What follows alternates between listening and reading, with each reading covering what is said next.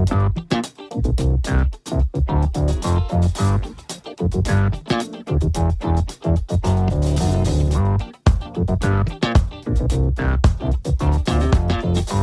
folks, and welcome to the Daily Ratings Podcast.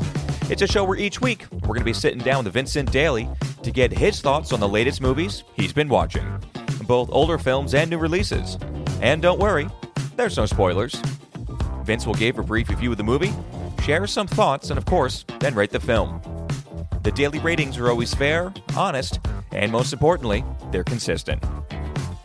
On today's show, Vince will be rating and reviewing. We are kicking off John Wayne July, so we're going back to 1947 with Angel and the Badman, directed by James Edward Grant. And then we're hopping to the theaters for this week for M3GAN 2.0, directed by Gerard Johnstone. And finally, F1: The Movie, directed by Joseph Kosinski. So we got a weird array of films this week. Let's get Vincent Daly in here, see what he has to say. Stay tuned and enjoy the show.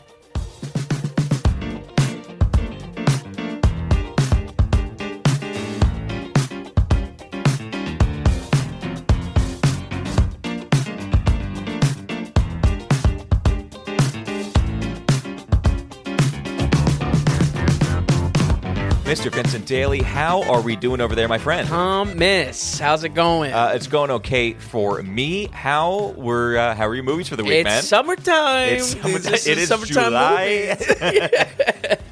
Yeah, I think this was a light week. I appreciated the light work. Yeah. Next 60 days is a nightmare. We got films upon films it's a coming lot. out. Yeah, personal-wise, it's a lot. Juggling the podcast is a lot. So. I think it's good. I'm excited for it. Yeah. And in fact, I think the only shame of it is it's so much that I don't even think we're going to be able to cover everything we want to actually cover. Absolutely. That's the only kind of shit part about it. Yeah. Otherwise, let's go. Like, I mean, yeah, you know? Absolutely. We come in Movies waiting. are hot right now. We've been waiting long enough for this year. So I'm a little bit nervous for Jurassic World. What is it actually? Is it Jurassic Park something? Or Isn't it? Is it Jurassic Is it Jurassic World? Park? Or is it Jurassic World? Jurassic World Rebirth. Rebirth. Okay. Hearing a lot of mixed things on it, which I almost kind of expected it to just be like, maybe, I don't know, blandly acceptable or just like another Jurassic Park movie, but... Are you hearing good things about it? Mostly bad. Yes, but the bad is surprising me because it's like, wow, I mean... You know, other reviewers usually don't take shots like this, you know, and... oh, really? Yeah. So they got their knives out. So it makes me wonder just like, how bad am I going to think it is? We'll you know see. what I mean? Scarlett Johansson is not hard to look at, though. That's for sure. Yeah, she's gorgeous. Always root for her. Yeah, Mahershala Ali, real cool. Always, as always. Yeah, cool as ice. He will cool up your movie big time. Throw him in, then we just like, we got to make this movie a little bit cooler. Right. Boom.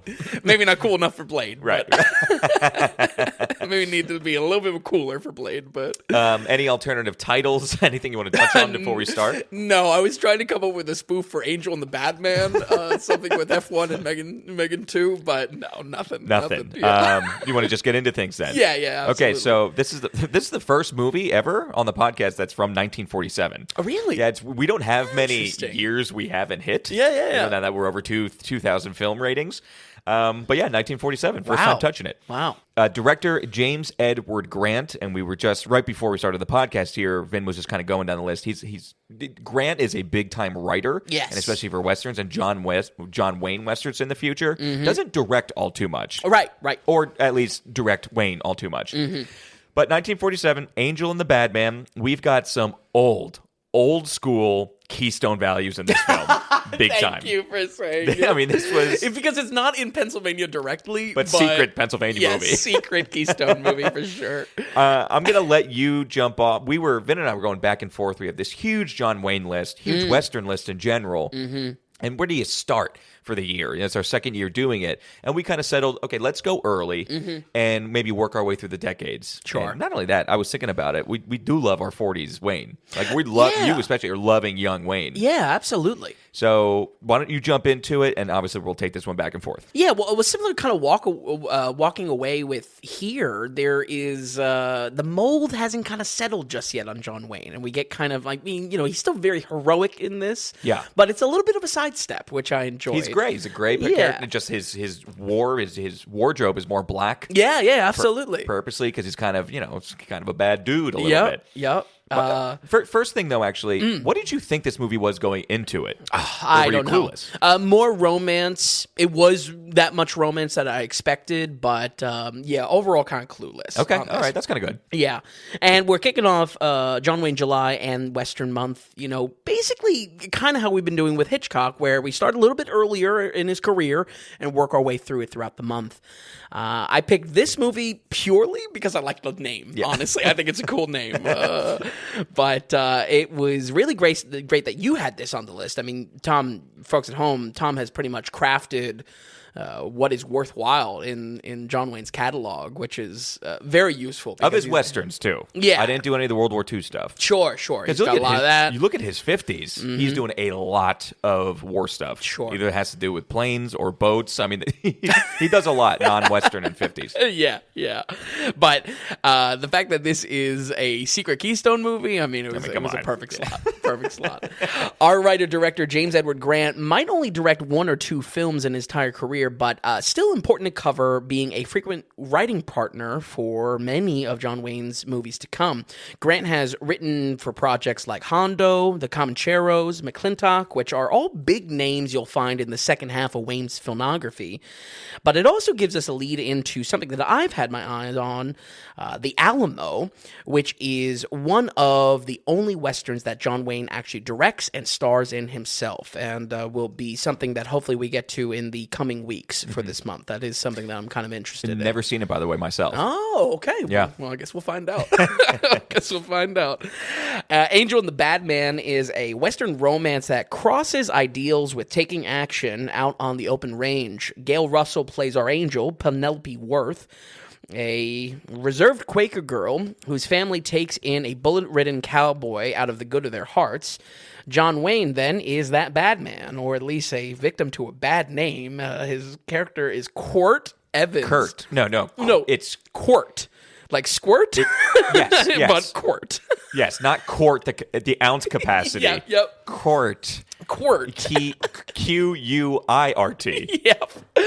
Which, they just say it just a surprising amount. I mean, I maybe wouldn't even make a joke about it if they just didn't say it, like, in every line. I mean, like, oh, that's good old Quirt. It's a joke today. Back then it was cool. It might have a comeback.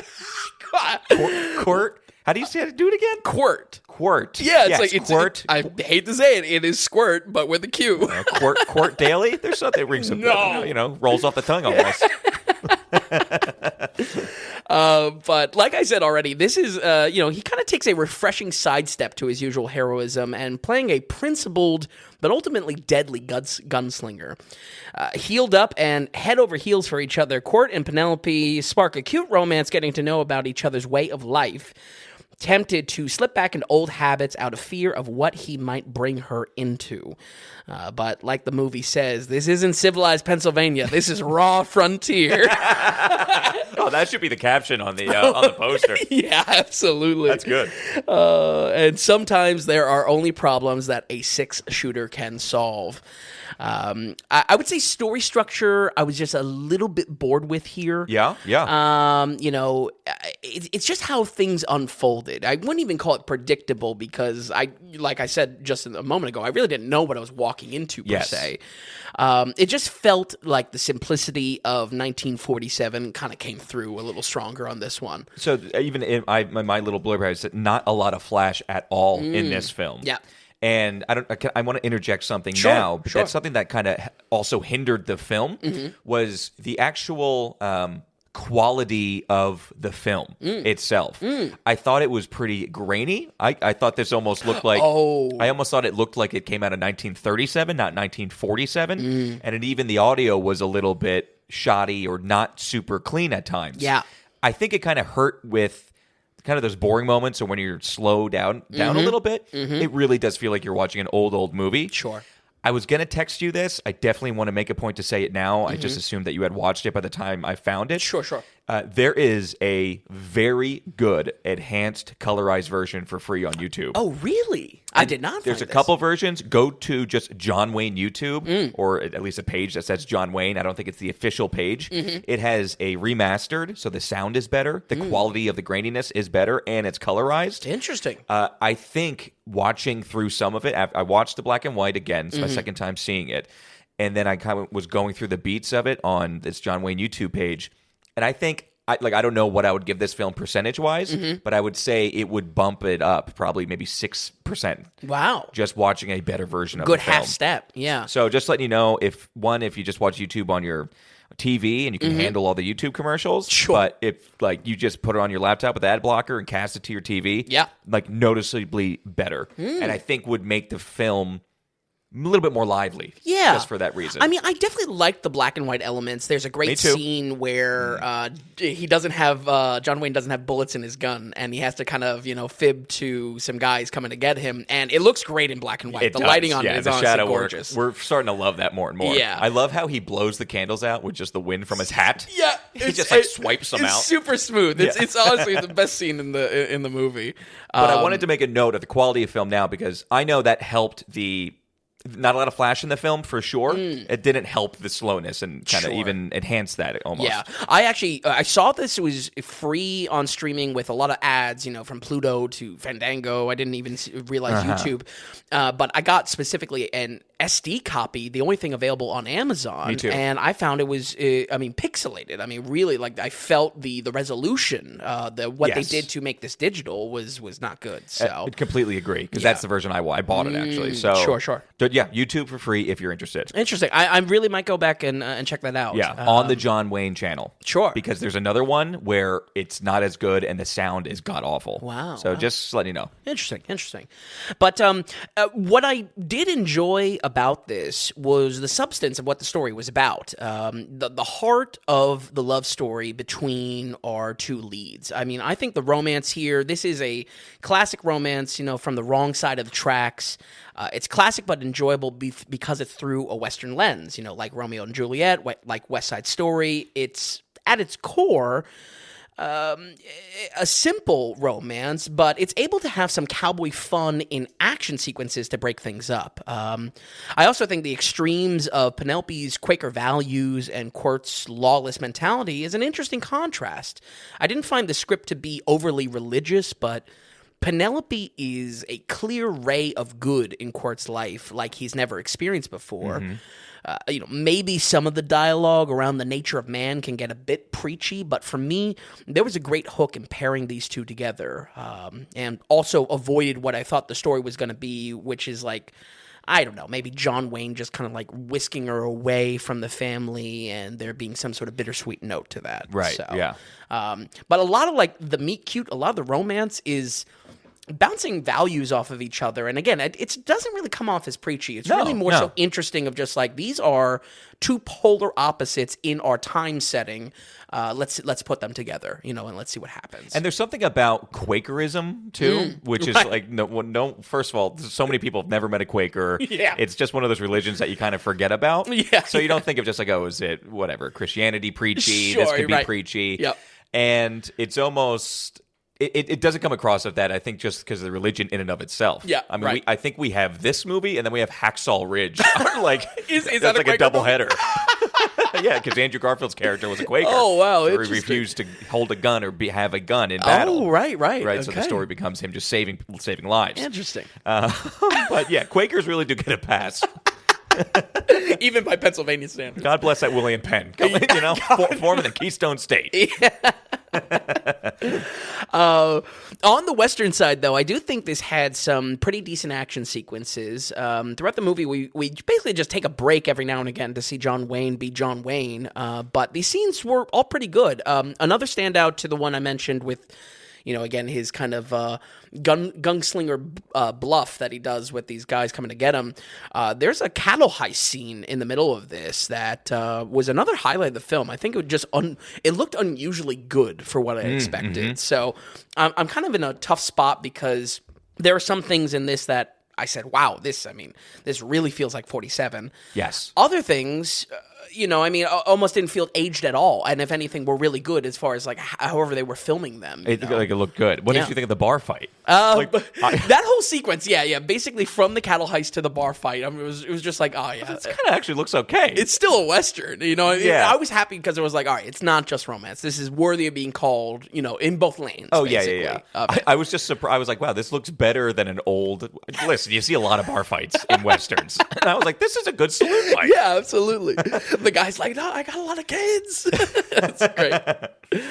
I also enjoyed his rival gunslinger played by Bruce Cabot, who I'm not sure we've seen before. We have a lot. Oh, okay. He shows up a lot in John Wayne films. I'm not the biggest Bruce Cabot guy. I definitely wished he was a whole slew of other people, but he was still like in that same kind of. He plays. I mean, let's say if it was Lee Marvin, he would have elevated it. But Bruce Cabot, he's in a lot of. Again, there's so many repeat actors in these Wayne films that I personally like more. Yeah. He's fine. He does play. He's in Chisholm, and he plays the main marshal, second-hand man of the main bad guy in Chisholm. Okay. And honestly, he's in a whole bunch more. Sometimes playing a good guy, sometimes playing a bad guy. He plays. I'm blanking on his good guy character, but you would be surprised how often you see him. Interesting. Unrecognizable from here at the Chisholm, the way he ages. Oh, okay. I really more so just heard the voice, and in that sense, very close to Lee Marvin as far as like the real like baritone. Yes, yeah. Almost even look a tiny bit similar too, as far as like stature goes. Yeah. But I saw him. I was like, I have no idea. Even seeing his IMDb, I just was like, I know I've seen him before, but there's just been something there. He's not that main one. He's not like a Ward Bond. Yes, who's great. He's not like a. That's really what I always think. I know. Ward Bond. Yeah. But Lee Marvin is also a great one. As far as just like villain. Yep, you got him. Yeah, he's good. I would say, though, this is worth checking out for an early look at Wayne, even though it's far from his earliest. His persona really hasn't fully settled in just yet, and I'm always rooting seeing him be a little evil here and there whenever we can get it. I mean, that's honestly my skin in the game. Yes. Finding the John Wayne villain performances. But if you are a diehard Western fan, I also think this breaks the mold a tiny bit on what we come to expect from the genre. This felt like a modern Western of what we would get. Almost like, I don't know why I was thinking of this, but like a Power of the Dog or something. Oh, because of that heavy romance aspect. Exactly. Or just like the genre mixing. It's not full Western. Right. It's not all just high noon shootouts, and personally, I think I will remember this romance long after I forget its gun smoke. We're going to go ahead and give Angel and the Badman 1947 a 63. Okay, a 63. I'll take that. Yeah, pretty solid. I'll take that from you. Yeah, exactly. It's a good movie. Yeah. What I kind of had this the first time I watched it, which was years ago, and after watching it this one, you do get a little bit bored. Again, there's never a point in this film where I'm just going like, oh shit, this is like a good movie. Right. Where we get that, we get that a lot with Red River. Like we get that with The Long Voyage Home. Sure, right. You know what I mean? That there's something like really unique happening even there. For very old films. Yep. I get that with Three Godfathers. This doesn't quite have that, and yet always after watching it and reflecting on it, I'm really glad that John Wayne was in this movie, and this is in his film catalog. Sure, I'm glad that this is a thing. Absolutely. You know what I mean? Absolutely. And again, now that I know there's a colorized version that I can skip through YouTube ads the way I go about it, I mean, that does make me happy. Yeah. So I'm not going to give it a 2 shoes. I was worried that you were going to hate it, actually. Oh, when really? I first started watching because of the boringness, but it's got something. And it does. I was torn with it because ultimately I was saying, well, on the Western side, I like a lot of these Western scenes. I think they're well done. And on the romance side, maybe it's a little bit slow, but ultimately a lot of these, not meet cute, but like the romance scenes themselves, they have substance. They're talking about real things, So I couldn't be too harsh on it because I think there was enough there to really like, just really the time frame. And there's just two little other nuggets. First of all, this could almost be a low-key secret food movie. Food is mentioned many times. There's cakes, there's pies, there's at one point. Frontier cooking. Yeah. The one line, it's from 47, the one guy goes, boy, you know what I'm about to say? Oh, yeah. This makes me want to just go home and shoot my Chinese cook. Yeah, just like, whoa. I said the same thing. It was the Pennsylvania line, and then it was that. I was like, whoa. And then also, who we haven't really seen in a lot of movies, but a very recognizable name, which is the actor Harry Carey. So you have Harry Carey and then his son Harry Carey Jr., who continues to be in a lot of John Wayne movies from this point. Interesting. So I think that this was... Is he the doctor? Or? No, Harry Carey plays the sheriff in this. Oh, right. And he started in, like, he was some of the earliest in American film. Silence, and then finally getting into the talkies and everything like that. So... I think this is his last film that he's ever done. And this came out in 47. And then in 48, in The Three Godfathers, the beginning of that movie has the tribute that this is dedicated to Harry Carey. I remember, yeah. And at the beginning of that film, there's a random guy on a horse that kind of goes on top of a hill and for 2 seconds sits on a horse. And then he sits on the horse in a certain way that Harry Carey always did. And he does it in this. Now that you say, yeah. Every time Harry Carey's on a horse in this one. He's got like a little swagger to it. Yeah, he kind of just like rests his palms over each other and just on the saddle. So that's kind of just some connective tissue there. I love that. Stuff we talked about before. Really like that, yeah. And then also in 48 with Three Godfathers, it makes a point to say, and introducing for the first time Harry Carey Jr. Interesting. Not technically his first film, but kind of his first Sure. break. I remember us even talking about that on the episode. Yeah, so that's kind of a fun fact there. Yeah, wow. Excellent. But okay, 63 for Angel and the Badman, which 63, good movie. I'm happy with that. Seriously. It really was. I could not, I couldn't really like tear it apart for any reason, and I think there was enough there that was worth checking out, that would make it unique among, again, just countless Westerns that we're going to be unpacking. So. And listen, John Wayne, great characters we do really love. I mean, he kind of is morally gray in Stagecoach, but he's kind of really good. But when you have...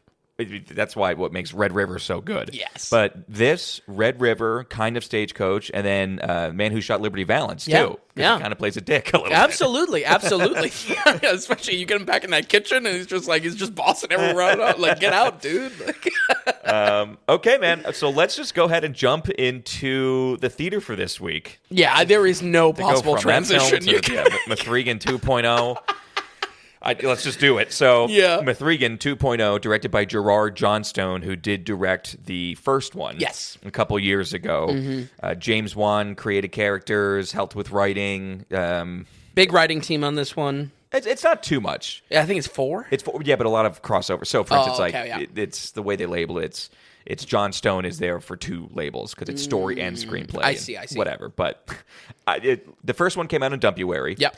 They were making a second one, and they were pitching it for a while, even at CinemaCon. Oh, really? In Vegas, they had like M3GAN dolls come out on stage and do like a live like dance and everything like that. Yeah, I mean, you got the dance in the original. They were pushing this. Right. So here we are in primetime summer, and it didn't have a great box office. Which is on the news show you said 4th. Yes, 4th. That's surprising. Around $10 million. I guess now's the time to come back to our bet. No, I'm so glad I canceled that. Yeah. Just leaving a little wiggle room there. Get into it. M3GAN 2.0. Set it up. How'd you like it? How didn't you like it? And take it away. Yeah, right. Well, I mean, my first note is absolutely what the point that you're getting at. I mean, talk about an upgrade that you have from Dumpuary to a primetime summer slot. Yes. I mean, that's how much they really believed in this thing. M3GAN 2.0, though, is not your average sequel, however, and anyone that has seen the trailer can tell you the same. An extra writer on the project and a mere 17 minutes longer could not make more of a difference if you tried. I mean, this is a schizophrenic shift in genre. This is an alternate personality you didn't know was part of the franchise. While this is very much still a Blumhouse joint at heart, trying to be a PG-13 date night youth type of horror hook. Yeah. This heel turns its genre into something way different than just horror. And if the original was aiming to be a Chucky-inspired B-movie taken to, kind of the 21st century, this is trying to be everything from Mission Impossible to the later Fast and Furious movies, which we'll come back to. A little sprinkle of Spy Kids, believe it or not. I do believe that, yeah, actually. Yeah, and all kind of wrapped up in your semi-bloody PG-13 safe shell. My thoughts on the original, though, are fully captured on the podcast. And with a whopping 25 I really never thought I'd be returning to talk about it again. In the time since then, I've heard more than a few arguments that it's actually self-aware or, in fact, is even a so bad it's good watch, but I still am unconvinced on that. I will say, this is so different than the original that there's really no reason to watch the original, whether it's in on the joke or not. This sequel is very clear about when it's trying to be funny, key on trying, with practically every single line that comes out of M3GAN's mouth. And honestly, this movie feels closer to like Short Circuit from 1986 than anything else. Yeah, you like that? Yeah, that's definitely a good setup for editor John to pull a short circuit clip. M3GAN 2.0, though, is a near-future sci-fi, probably more than anything, with big doses of adventure, big doses of comedy, and the smallest sprinkling of horror left to tie it to the franchise. While the technology of the world has turned away from bots after the disaster at M3GAN, cyborg, neural implants, and exoskeleton tech has grown to replace it. Aunt Gemma, played again by Allison Williams, is continuing to raise Katie after the incident, and continuing her research in the field as well. Meanwhile, a literal sister technology to the original M3GAN has emerged, causing trouble and pulling Gemma in once again to stop her own technology, now used in the Spec Ops assassin bot Amelia. Here we go. We're slipping down the slope little by little.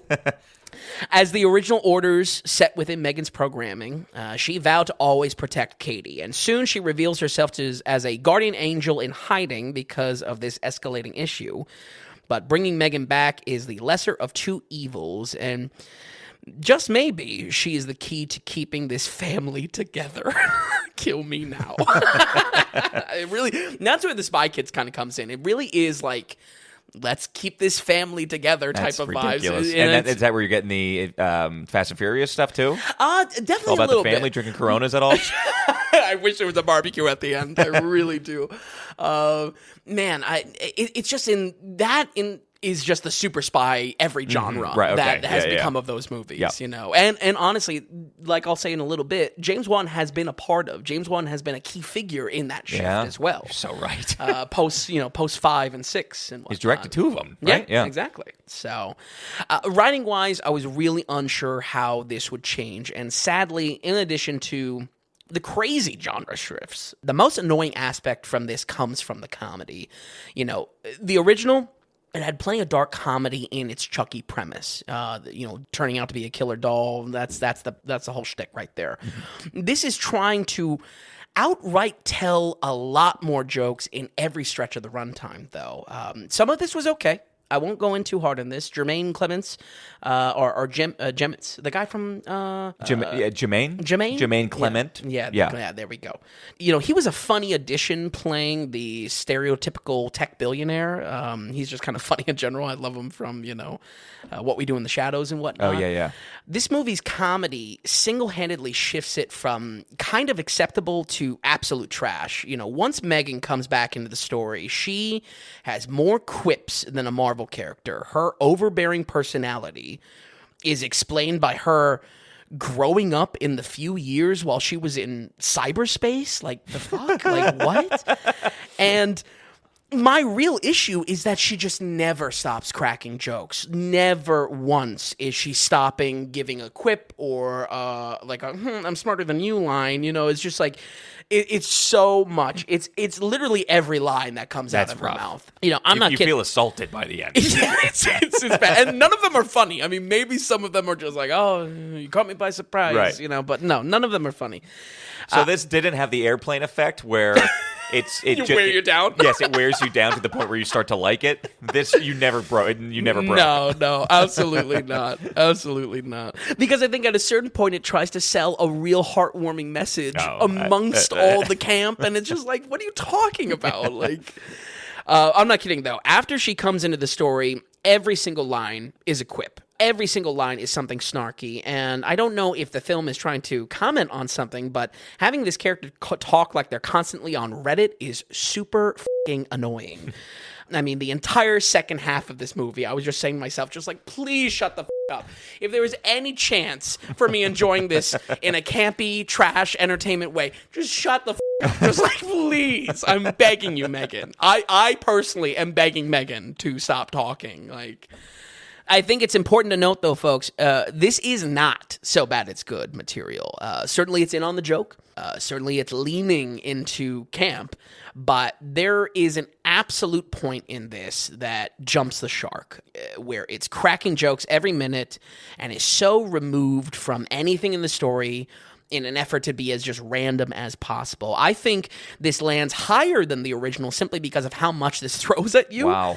I mean, it might as well be a cyberpunk story with how much tech is involved. I mean, we have exosuits, we have neural chips, we have androids, we have spec ops. You know, I mean, this is a Ghost in the Shell story, basically.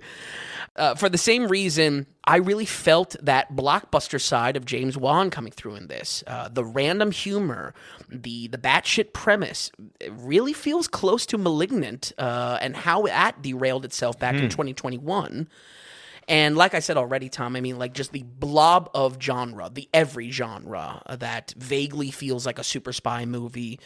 It reminds me a lot of the time he spent with the Fast and Furious franchise. So I think regardless of how crazy it got, at a certain point, it just starts becoming predictable. And it's predictable in the sense that it is a broad brushstroke of shit that you have seen before, regardless of how much it shocks you. We're going to go ahead and give M3GAN 2.0 a 31. Ooh, a 31%. Not much better. We need a compilation of it's surprised at low scores. I knew it was going to be low. I mean, it just, just makes me happy. Fill out the low ends, we always say. Yeah, for real. A 25% to a 31%. They're both just crap. It's a crap franchise so far. Yeah. Could this be a drinking game movie?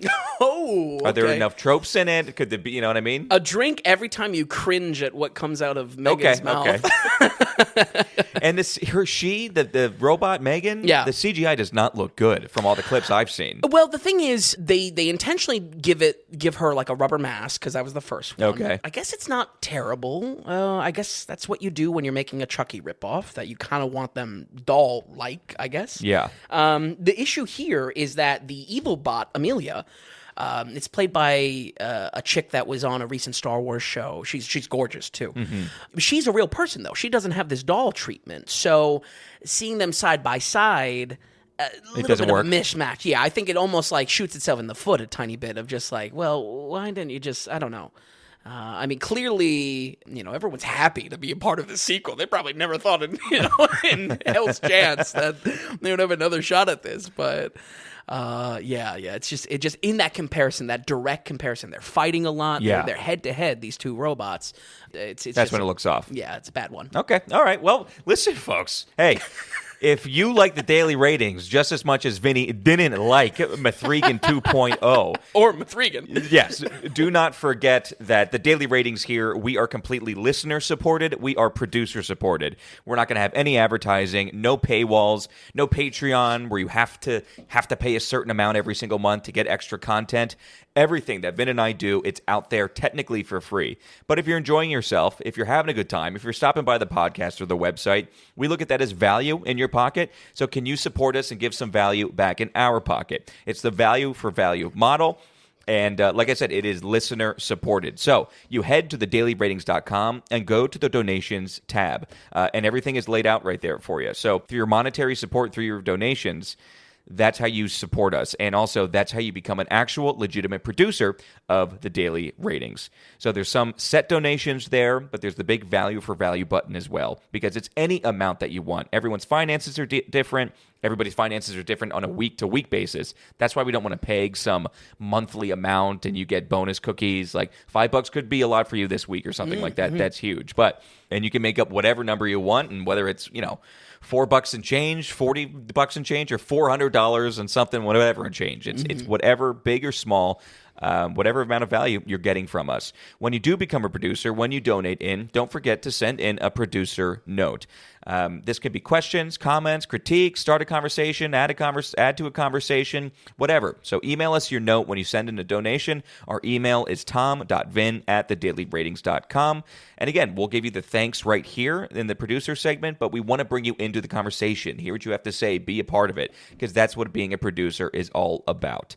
Because just like in Hollywood, when you financially support a project, you're a producer of the project. So if you want to be an executive producer for episode 194 next week on the Daily Ratings, just go to thedailyratings.com and head to the donations tab. With that, let's stick to the theaters, and let's go to Apple's biggest hit yet when it comes to them doing movies. That's a good observation, too. And potentially maybe the only one that will be financially successful, like legitimately, potentially the one that will actually make money kind of back on itself. Sure. It's F1: the movie. Everyone's just calling it F1. This has been years in the making. It has taken a very long time to produce the film. I think it's at a budget, or started with a budget of $250. It has gotten a little ballooned even after that. Yeah. It's out. It had a great box office, to the point where Apple has already come out and said they are directly working currently on a sequel for this movie. Yeah, I heard you mention this on the news show. I mean, which means they were ready to go. Yeah. They needed to see a figure. It definitely makes me reconsider a little bit of the ending of this movie. Not that there's even a sequel bait, but there's like, it's almost like they would move on to a different racing other than F1, which is kind of an interesting idea. Like you jump into different kind of cultures of racing. I don't see that happening. Oh, no, you think it's going to be just back to F1. Well, you have F1: the movie. You could have F1 whatever. I mean, you could just go to a different team. F2. Yeah. Well, actually, is it going to be called that? But if you think about it, you can just go take another team that had their own trials and tribulations, take a step back further, even when it first was a thing, and trying to get trying to get the sport off the ground. You can kind of do whatever you want. Sure. Another big part about this was that this is the next project for Joseph Kosinski, the director, after he did Top Gun Maverick. So now everybody sees him as a big blockbuster action, high octane, high intensity kind of director. He now puts himself in this for F1, which is what everybody's talking about. You take it away. I'm very upset I didn't get to see it. Yeah, did not get a chance to.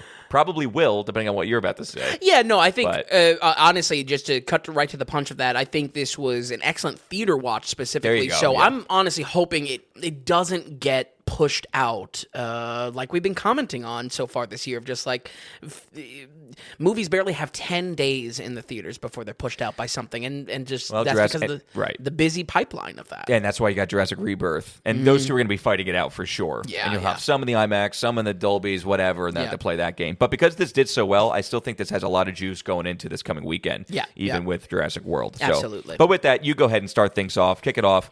And what do we get with F1? Well, for this week, I was real close to doing another director spotlight dedicated to our man in the chair, Joseph Kosinski. While Top Gun Maverick might have rocketed him to mainstream success, I've always kept an eye on him for his early career, making some slick sci-fi. I wouldn't call them gems. They're just some nice, good-looking sci-fi, like 2013's Oblivion with Tom Cruise, or even Tron Legacy, which we'll hopefully get to later on this year. Definitely a favorite of ours. But yeah, that's always where I've known him from, and I'm glad Maverick, really rocketed him. Excelled him, yeah. But I kind of wanted more sci-fi. Well, we'll see what he does in the future. I mean, he's got a lot on his plate right now. Tom Cruise. Oh, that's another big thing with this F1 sequel. Okay. So Tom Cruise really wants to do a Days of Thunder reboot. And there's talk about that they might merge the two worlds together. Interesting. So Brad Pitt, Tom Cruise together doing, a racing movie. Interesting. And that's kind of what I mean. There is some potential of just like, and I'll talk about it in a second, but Brad Pitt's character, he loves racing of any kind. He wants racing of anything he can get. Yeah. Dune buggy racing. It's in his blood. Exactly. So there's something there that I do think there's potential in an unconventional way for a sequel to just like, we are more so following the character in the world of racing or something like that. Yeah. Flashback to Top Gun Maverick. Despite some of my gripes with the tone of that, Kosinski's technical and production skills have been getting more and more refined. So seeing that applied to Formula One racing as a movie was exciting to cover for this week. Also, this was probably one of the biggest, if not the biggest, blank check films we've had in a while. One for me, one for you as far as the studio goes. But, you can feel it all over this movie. This is a globe-trotting movie. There are in so many racetracks. This has a very, very bloated soundtrack, which I'll talk about in a second. But the whole thing starts with a full Led Zeppelin song. And if that doesn't set the bar on how expensive this is, then you can do a little research into licensing Led Zeppelin songs in movies. And the trailer got Queen. Yeah. And that's the thing. I will say the one main comment of this, it's trying to be an old school blockbuster. Yes. And that's, what I mean? Absolutely. And part of that, I think, was definitely kind of soundtracking. Yeah. Absolutely. The classics. Absolutely. F1 is an underdog racing story that clashes new cutting-edge technology with good old gut instincts. We follow the semi-washed-up pro racing driver Sonny Hayes, played by Brad Pitt, to see if he still has the goods, even though his time off the track has built up superstition and nerves over the years. His old racing partner, played by Javier Bardem, brings him out of the shadows to save his struggling F1 team, Apex GP, that desperately needs some magic on the competition circuit. This type of racing does come with a new partner, though, and some healthy competition as well. The rising star Joshua Pierce, played by Damson Idris, now having to justify his place on the racing track as well. It's a time-tested story of old-school heart overcoming technical advantage, and soon, Sonny Hayes wins over the team with his recklessness behind the wheel and passion to get the only thrill he's ever chased. I would say watching this reminded me of a special I wanted to do a long time ago, but dropped because I couldn't really nail down a perfect watch list. And honestly, I'm kind of bringing it up to hopefully anyone, folks listening, if you have any thoughts on this type of special or what might make the cut, I would love to hear from you on it. The idea is a big, essential racing movie special, studying specifically how speed has been captured on film over the years. Potential picks for this could be like Bullet with Steve McQueen, maybe the original Mad Max for that, crazy editing. It almost has too many choices to settle. I mean, Days of Thunder probably could make a cut. Days of Thunder, Talladega Nights. Yeah. Legitimately. Exactly. But the goal, almost like the zombie special, I wanted to study how, what are the essential movements in racing and how speed specifically is captured. That's two different things. You can do essential racing movies, which is just what are the best racing movies, but you want to know what was the progress of filming racing on screen. Yes. That's and in that sense, like our zombie special, like our stop motion special, I kind of want to track more so movements in the industry. Right, yeah. Regardless, though, that might be something we return to since F1 is a great addition to that, taking the philosophy of real jets, real G's, and bringing that to the fastest racing known to man, and really to life on screen. I would say camera work and editing tricks are my favorite part about this, and key to the intensity we get on the track. Unlike our new release last week, where there's a lot of individual methods used, here all of them are cooperating to the goal of giving the audience the feeling of being inside this car. I'll tell you, this is not just a normal race car. The F1 technology, the cars, they are a different beast altogether. Yeah, and it's really cool behind the scene footage on this stuff. How to capture. We want to make it look real. We also want to do our best at practical effects. It just seems like this was taken care of. It was, you know what I mean? It's just, they really tried. Yeah. And that alone, I appreciate. Absolutely. And that's, I think, when I reflect positively on, Top Gun Maverick, it's like, they really were trying to make something spectacular, even if the product itself maybe has some gripes to it. There's something there that they're trying to go the extra mile, even though it may not be like financially feasible and whatnot. Right. Yeah. But everything from front-mounted cameras to the cars to helmet cams, drone shots over the track, inward-facing cockpit shots, which I kind of enjoyed the most. I think all of these do a great job at letting the speed of F1 speak for itself, and where I kind of tie this into that idea of speed on film. Yeah. Also, a lot like when we covered Gran Turismo in 2023. Also, that was a trip. I thought that was last year. Gran Turismo was in 2023. It's scary how fast. What the hell? Yeah, it's not cool. What the hell? I know. We're almost on episode. We're 7 episodes away from 200. It's wild. Yeah, that is wild. But like that movie, I really love the focus on the racetracks themselves. themselves. On a surface level, I just think these are cool edits to throw us into the next setting. You know, it's more than just like splashing like, oh, they're in Abu Dhabi now, or oh, they're in Germany now. You know, they give it like a preview of the track. They show the outline of the track. It feels video gaming, honestly. Yeah, that's cool. I mean, but I like that. And it's informing the viewer in probably a cool way. Yeah. I think also for the race itself, a really intimidating track can give a bit of stakes to the action scenes as well. Yes, absolutely. So I think there's something a little bit more than just the surface coolness of that I enjoy.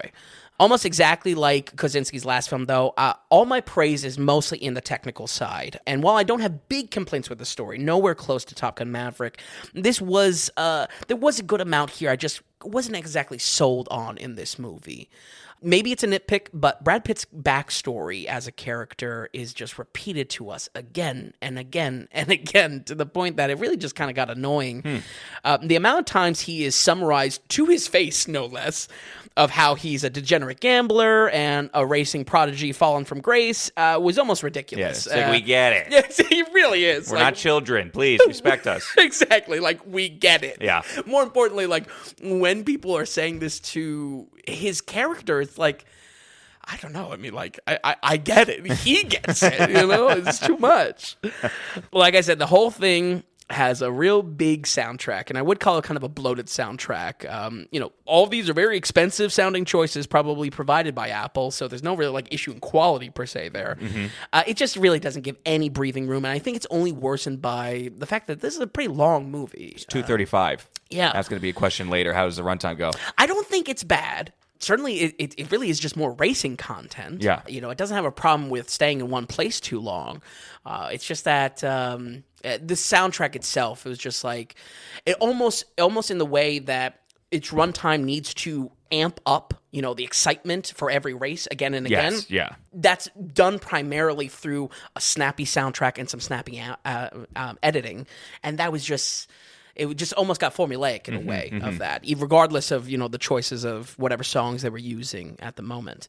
What I'm really torn on, though, is wanting more of what worked already in the film. While this is probably the most enthusiast Formula One racing movie ever to be made, it still skips over large swaths of the race itself, especially when we're in the rhythm of the second act. A pivotal race will suddenly skip 20 laps out of the blue, and... I don't know. I wanted... There's plenty of racing here. That's not the criticism. It's just more so I kind of wanted more stakes in individual races. Now, I get it. Even not as a Formula One fan, I don't really follow it. I completely understand that showing 60 to 70 plus laps is completely unreasonable. Yeah. So Yeah. I'm not saying that I want like realism in that way, but I just felt the stakes in individual races could have been built up a little bit more. Most importantly, when, you know, that was the side working very clearly more than the drama they try to build up with, you know, Brad Pitt's character and whatnot. And does it get so technical? This is what I would want to see. I mean, you know, no spoilers or anything like that, but if it's respecting the audience and we're getting the track layout and if we're getting to learn it and there's something like he needs to get the apex on this specific corner right, do we feel that? Like, are we in the cockpit with him and it's just like, here it comes, and as an audience, now we're so engaged to that minuteness, or is it more so like you win or lose the race? Well, you know? Luckily, it's not like win or lose. Right. There's also like because of Formula One, there's like qualifying and whatnot. So there's like half wins that there are able to be done. There's some planning of that. Really, that boils down to Brad Pitt's character. Brad Pitt's solution to every race is just let me be as reckless as possible and break the rules, which is fine. You know, I mean, I like that. He's the contrast to our rookie driver who's all technical, tech-driven, you know. Right, yeah. He's the guy that's running on the track at, 4 a.m. Not exactly... It gets detailed, but not crazy. Exactly. Yeah. It's not detailed in the sense of, like, you're waiting for the follow-along. It's more so, like, what is Brad Pitt going to pull out under the rug, basically? Okay. You know, what's going to happen next? What is he going to, mess up next? Either way, even though I wanted a bit more substance to individual races, like I said, this is like 85-90% racing the whole time. And I have a hard time criticizing a movie that gives you all killer, no filler. I mean, this was... That punch. This is all meat, yeah. I think this was a great theater watch to let all those technical elements shine, though, and hopefully it will have some staying power throughout the summer so you can catch it how it's meant to be seen. We're going to go ahead and give F1 a 69. Oh, okay, a 69. First of all, did you see it in Dolby Atmos? Yes. Probably the way to see it. Oh, yeah. Why not 70s? I'll tell you what, you are not that you're harsh on Kaczynski, but I know I kind of am. I feel like I am. you are. And I like his movies. You're holding his feet to the fire. You are holding his feet to the fire. For some reason, I was like, oh, mid-70s easy. Even the way you're talking about it, you're excited to be talking about it, I can tell. It's true. It's true. It just boils down to it's a long movie, and again, a lot of the story elements. They were fine. It was weaker. It just wasn't really like clicking. It wasn't like exceptional. The technical elements, exceptional. But the story elements, again, it's a redemption underdog racing story. I wouldn't call it exactly a dime a dozen, but we've definitely been there, done that. Right. You know, as far as that underdog arc, it doesn't really do too much to break from that. Maybe.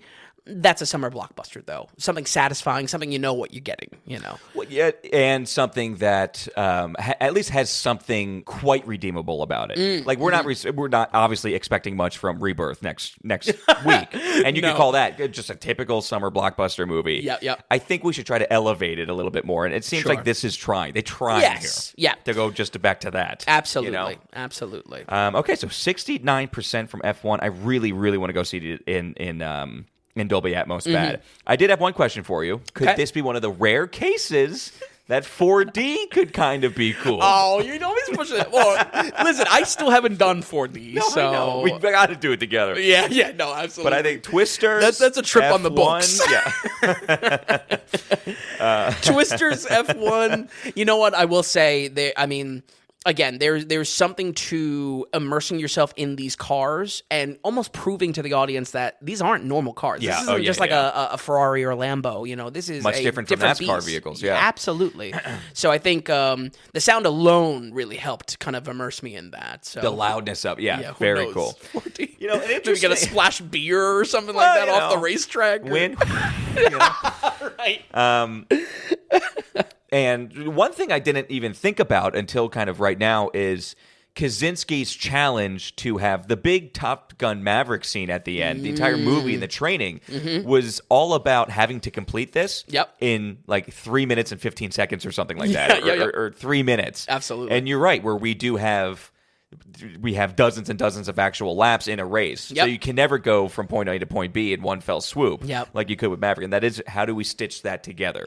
How do we feel like you're getting the whole race without seeing the whole race? It's a different element. Yeah. And that comes with definitely side by side with the praise, because I like the variety in racetracks. I like the globetrotting of it. It feels expensive, like Formula One feels expensive. Yeah. You know, when they race in Abu Dhabi, it's, boy, you see a lot of money on screen. You know, I'm not saying that's like a huge praise, but like that is key to what he's adapting. You know, that's key to Formula One. Okay, cool. All right. I mean, I'm excited for this movie still. Yeah, I gotta go see it. I think, like I said, it's still I could not. Definitely a theater watch. I think where it maybe falls short is, again, maybe watching it outside of the theater, outside of where it's intended to let those technical elements shine. True. It's almost like, hey, if you only plan on seeing this once in your life, do go see it in theater. Absolutely. Yeah. Okay. Hey, man, very good. 69% for F1, the movie. Again, some really cool behind-the-scenes footage on that one. If you're just at all interested of how movies get made and things, I like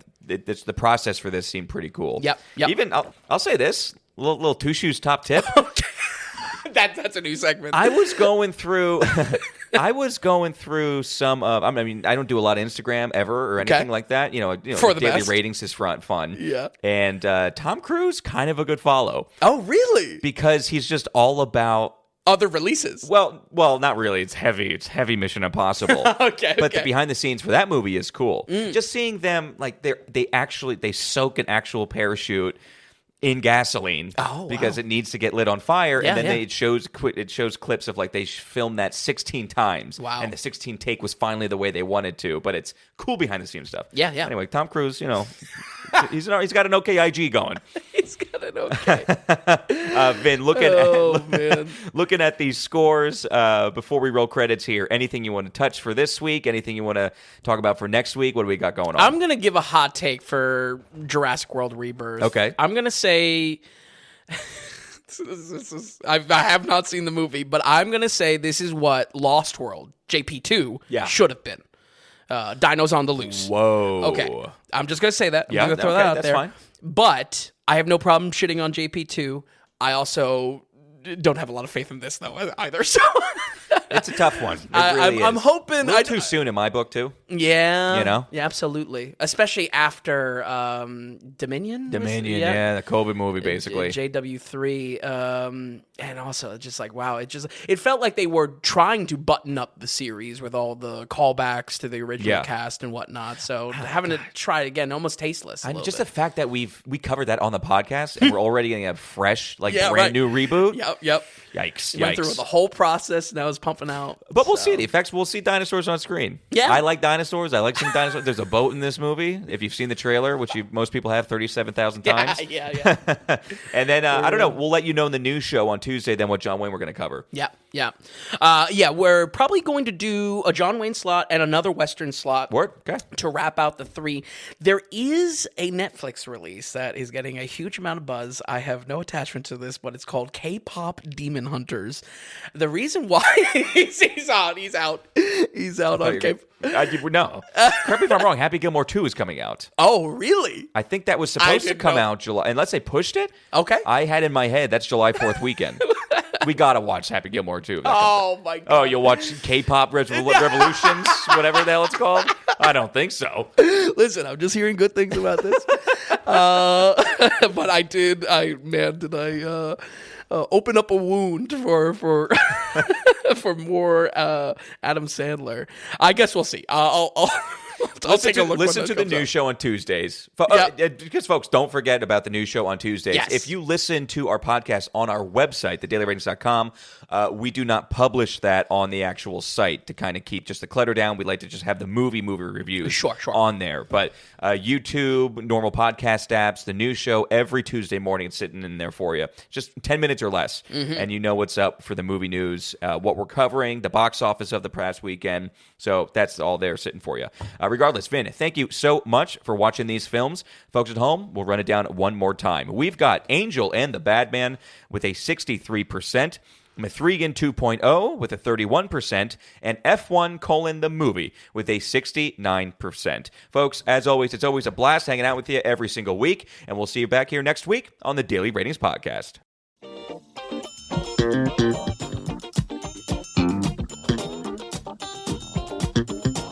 And hey, if you enjoy the podcast, if you would, give us a good rating or get the word out and tell a friend about us. And just a reminder that the Daily Ratings is completely producer supported.